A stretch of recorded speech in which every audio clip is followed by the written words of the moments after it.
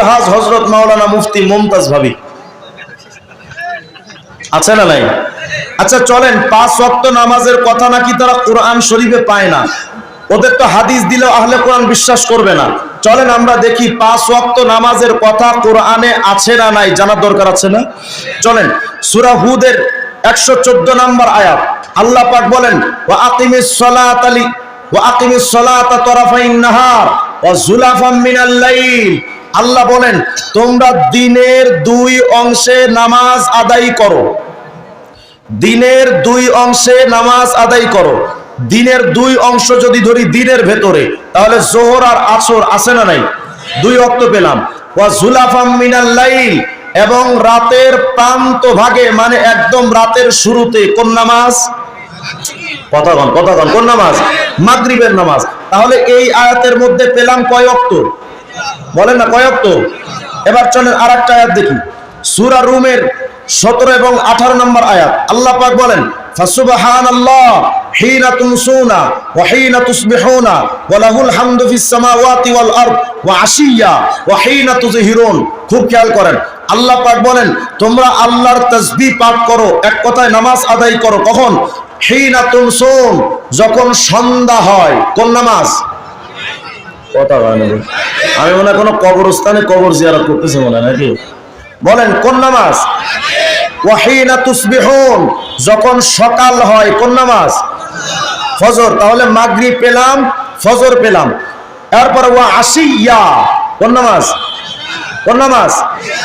ওয়া হিনা তুযহিরুন, যখন যোহর হয়, দুপুর হয়। কোন নামাজ? যোহর। এই আয়াতের মধ্যে পেলাম 4 ওয়াক্ত। তাহলে আমরা প্রথম আয়াতে পেয়েছিলাম যোহর, আসর, মাগরিব। এই আয়াতে পেলাম মাগরিব, ফজর, এশা, যোহর, তাই না? আচ্ছা আরেকটা আয়াত দেখেন, সূরা নূরের 58 নম্বর আয়াত আল্লাহ পাক বলেন, লম্বা আয়াত, ইয়া আইয়ুহাল্লাযীনা আমানু লিয়াস্তাযিনকুমুল্লাযীনা মালাকাত আইমানুকুম ওয়াল্লাযীনা লাম ইয়াবলুগুল হুলুমা মিনকুম সালাসা মাররাত মিন ক্বাবলি সালাতিল ফজর। কোন নামাজ? বলেন না কোন নামাজ? ওয়া হিনা তাদাউনা সিয়াবাকুম মিনাজ যহিরা। কোন নামাজ? ওয়া মিন বাদি সালাতিল ইশা। কোন নামাজ? কোন নামাজ আমরা পেলাম?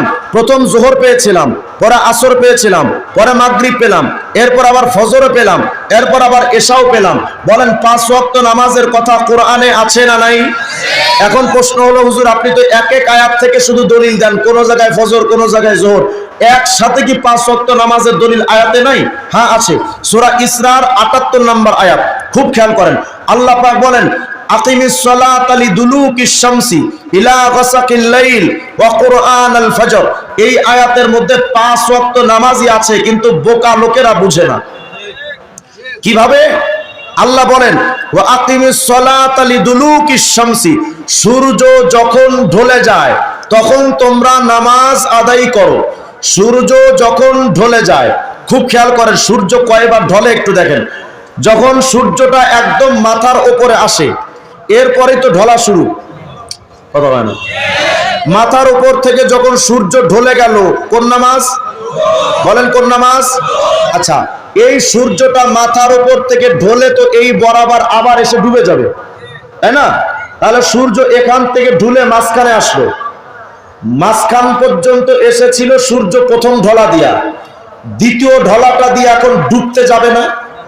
কথা হয় না? ডুবার জন্য আরেকটা ঢলা দিল না?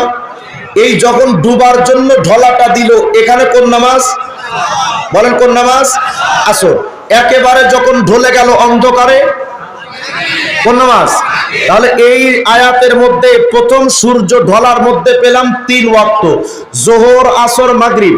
বাকি থাকলো এশা আর ফজর।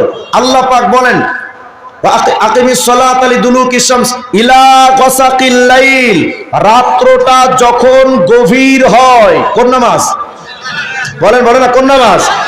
ওয়া কুরআনাল ফজর। কোন নামাজ? ফজর। এখন বলেন এই আয়াতের মধ্যে 5 ওয়াক্ত নামাজের কথা আছে না নাই? কিন্তু আহলে কোরআন দাবিদাররা বলে কোরআনে 5 ওয়াক্ত নামাজ নাই। আহলে কোরআন ওয়ালা দাবি করে, কোরআন ওয়ালা দাবি করে যারা 5 ওয়াক্ত নামাজকে